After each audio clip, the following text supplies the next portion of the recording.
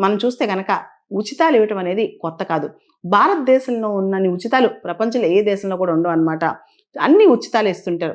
ముఖ్యంగా తమిళనాడులో ఒకప్పుడు ఉచితాలు చాలా పాపులర్. వెల్ఫేర్ స్కీమ్స్ కావచ్చు, ఫ్రీబీస్ కావచ్చు ఎక్కువగా తమిళనాడులో జరుగుతా ఉంటాయన్నమాట. రూపాయికి కిలో బియ్యం అని చెప్పి ప్రజలకి ఇచ్చేసేసి, ప్రజలందరూ రూపాయి పెట్టి కిలో బియ్యం కొనుక్కొని ఎక్కువగా అక్కడ టీవీలు కూడా ఒకప్పుడు ఫ్రీగా ఇచ్చారు. దాంతో టీవీ ఆన్ చేసుకొని పొద్దున్నుంచి సాయంత్రం దాకా కూర్చోవడం అనమాట.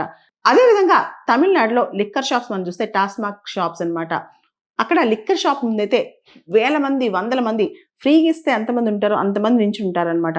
ఓ పక్క ప్రజలకు ఉచితంగా తాయిలాలు ఇస్తూ, ఇంకో పక్క లిక్కర్ షాప్స్ ద్వారా రెవెన్యూ తెచ్చుకుంటూ, అక్కడ తమిళనాడు ప్రభుత్వం ప్రజల్ని ఏం చేస్తుంది అని చెప్పి కూడా ఎప్పటినుంచో తమిళనాడు మీద చాలా మంది డిస్కస్ చేస్తా ఉంటారనమాట.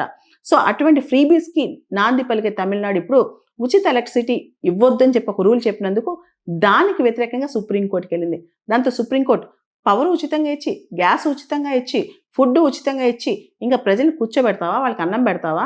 నువ్వింక ప్రజల చేత పని చేయించవా? అని చెప్పి తమిళనాడు ప్రభుత్వాన్ని గట్టిగా ప్రశ్నించింది.